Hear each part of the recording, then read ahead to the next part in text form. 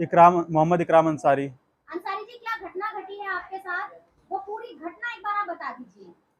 Ma'am, ऐसा है कि मैं पहले दो कोविड से सिचुएशन से पहले जॉब करता था एयरलाइंस टिकटिंग में, जो कि यूएस मार्केटिंग बेस है कंपनी। लेकिन कोविड की वजह से मेरी जॉब चली गई और उसके बाद मैं बहुत हताश निराश परेशान था और मैं जॉब की तलाश में था।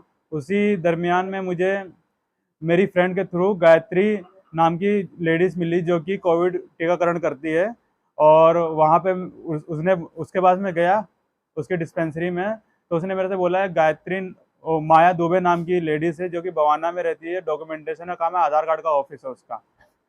तो वो जॉब लगाती है और उसके जो रजिस्ट्रेशन फीस होती है, जो उसकी फीसेस हैं, वो आपको बस देनी पड़ेगी। बाकी वो जॉब सरकारी और मंत्रालय में जॉब लगा देती हैं।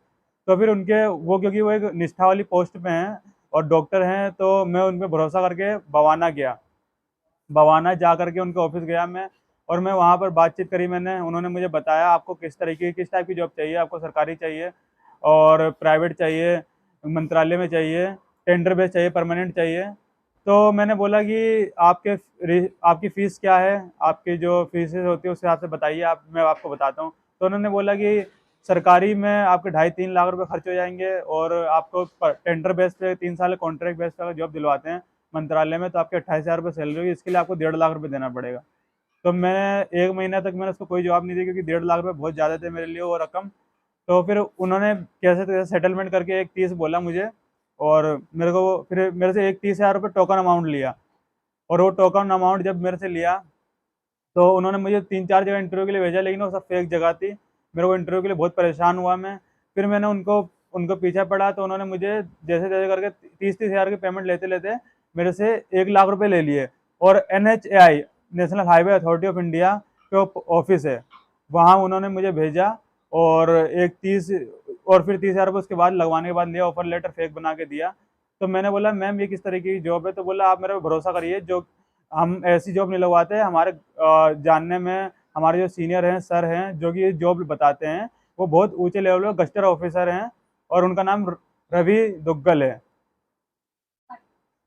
आपने पहले वाली वीडियो में 80 बोले हैं, इसमें भी आपने उनको मैंने इतना पैसा दिया, फिर उन्होंने 2 महीने में उससे जॉब करवाई, 28,000 रुपये सैलरी बता के पर मंथ, और 1,80,000 रुपये मेरे ऐसे बन गए। फिर मैंने उन्होंने अपना पैसा बैक मांगा, तो उन्होंने नहीं दिया, बहाने बनाती रही। उन्होंने बोला मैं यहाँ हूँ। तो एक दिन मैं उनके ऑफिस में जा धमका, और वहाँ पे मैंने उनसे बोला आप मेरे झूठ बोल रहे थे, आप बोले थे मैं कलकत्ता में, लेकिन आप अपने ऑफिस में, मुझे मेरा पैसा चाहिए 180, जो मैंने आपको 1 30 जो मेरा जॉब 1 30 जो जॉब के लिए दिया था, और जो 2 महीने मैंने सैलरी जो जॉब करी उसकी सैलरी चाहिए मेरे को। तो उन्होंने मेरे से बोला कि तेरी इतनी औकात है, तो पैसे मेरे से ले सकता है, मैं तेरे को झूठे रेप केस में फंसा दूंगी और ज़िंदगी जेल में सड़ता रहेगा।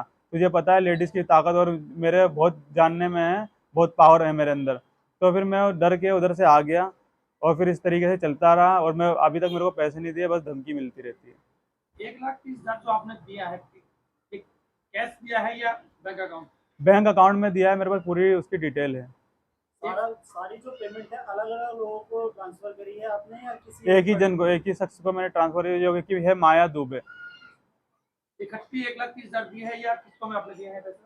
30 किस्तों में दिया, 30,000 40,000 ऐसे करके मैंने दिया है। आपने बताया कि जो 30,000 रुपए आपने दिए उसके बाद आपको उनके ऊपर भरोसा नहीं हुआ दोबारा में, जो उन्होंने इंटरव्यू के लिए जहाँ आपको भेजा वो आपको फ्रॉड लगी, लेकिन फिर भी आपने दोबारा अमाउंट क्यों दिया? क्योंकि सर मेरा एक 30 फंस चुका था पैसा, जो कि मेरे लिए छोटा अमाउंट नहीं था। उसने मेरे को भरोसा, मुझे मेरे पास भरोसा करने के अलावा कुछ रह ही नहीं गया था, क्योंकि 30 डूबता।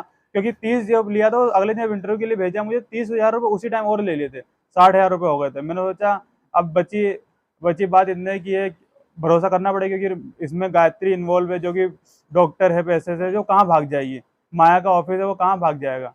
इस केस में और कौन कौन इन्वॉल्व है? माया दुबे, गायत्री, और उनके जो चलाते हैं, जो सूर्य संगठन चलाते हैं, रवि दुग्गल, उनके सूर्य संगठन के संस्थापक हैं और उसके चेयरमैन हैं। और वो होम मिनिस्ट्री में एक पोस्ट रखते हैं ऊंची। जी, जितने भी लोगों का आपने नाम लिया है, क्या आप इनसे बाई फेस मिले हैं? जी, मैं गायत्री से बाय फेस मिला हूँ, माया दुबे से बाय फेस मिला हूँ, लेकिन अभी तक रवि दुग्गल से बाय फेस नहीं मिला मैं। तो आप उनका नाम जो ले रहे हैं, रवि दुग्गल, सूर्य संगठन, तो उन्होंने क्या अपने ऑफिस में बुला करके आपसे पैसे लिए या फिर कोई प्रूफ ऐसा जो साबित कर सके कि रवि दुग्गल भी इन्वॉल्व बहस किया? नहीं, उन्होंने अपने ऑफिस नहीं बुलाया क्योंकि वो एक रिप्यूटेड पोस्ट पे हैं। वो पोस्ट की आड़ में और माया दुबे की आड़ में वो ये सब काम करते हैं। फोन पे बात हुई आपकी? नहीं, मेरी फोन में बात नहीं, सिर्फ माया दुबे ने मेरे को टिप दी थी, बताया था उन्होंने कि रवि दुग्गल जो कि मंत्रालय में गस्टेड ऑफिसर हैं, तो फिर तभी उसका मुझे पता है कि रवि दुग्गल इन्वॉल्व है। तो कभी आपसे रवि दुग्गल से कभी आपकी सीधे बात नहीं हुई? सीधे बात नहीं मेरी रवि दुग्गल से सिर्फ कभी। उनके नाम लेने मात्र से आप उनको इस चीज में इन्वॉल्व कर रहे हैं या बोल रहे हैं कि वो इसमें इन्वॉल्व है? और जिस प्रकार आप बता रहे हैं धमकी, धमकी किसने दी और क्या क्या दी? माया दुबे ने मुझे धमकी दी कि मैं अगर मेरे पास आता रहेगा तो मैं तुझे रेप केस में, जो कि बहुत लोगों को मैं बहुत टॉर्चर कर चुकी हूँ, रेप केस में फंसा दूंगी तुझे और जेल भिजवा दूंगी, छूट नहीं पाएगा। मुझे अगर मेरे को ज़्यादा दिक्कत है मरवा भी सकती हूँ मैं तुझे, मेरे को कोई किसी चीज़ की टेंशन नहीं है। अंसारी जी, जैसा आपने बताया कि माया दुबे ने बताया कि रवि दुग्गल एक ऑफिसर हैं जो कि मंत्रालय में काम करते हैं, मंत्रालय में एक अच्छी पोस्ट पर हैं। क्या कभी आपने उनसे ये नहीं कहा कि मुझे फोन पर कभी रवि दुग्गल जी से बात करा दो? मैम, मैं फ़ोन पे कैसे कहता, जब मुझे पैसा दे चुका हूँ अपने आप, तो मुझे दब के रहना पड़ेगा ना, कम सवाल में ही काम चलाना पड़ेगा मुझे। अच्छा, रवि दुग्गल जी को आप पहले से जानते हैं या फिर माया दुबे के जरिए आप उनका नाम सुने हैं? माया दुबे के जरिए नाम सुना है और मेरे पास फोटो भी है रवि दुग्गल की। माया दुबे जी ने जब आपको रेप केस में फंसाने की धमकी दी तो क्या इसके पश्चात आपने पुलिस कार्रवाई की, उनके खिलाफ कोई पुलिस रिपोर्ट दर्ज कराई? पुलिस में मैंने रिपोर्ट दर्ज करवाई, उत्तम नगर थाने में मैंने रिपोर्ट दर्ज करवाई। मैंने बोला कि मेरे से ठगी हुई है, ठीक है। तो फिर उन्होंने मेरी कंप्लेंट को 4 महीने फ्रीज रखा, कोई कार्रवाई नहीं हुई। उसके 4 महीने बाद उन्होंने बोला कि ये केस यहाँ का नहीं है, भवाना का है। तो मैंने ऑफिसर से कहा, आप 4 महीने बाद इतनी रिप्यूटेड पोस्ट पे होने के बाद आप आइडेंटिफाई कर पाए हैं कि ये केस भवाना का है, लेकिन अब वो ऑफिसर है, मैं एक आम नागरिक हूँ, अब आप समझ आपने सकते हैं। उत्तम नगर थाने में क्यों केस दर्ज कराया जबकि आप रहते रोहिणी में?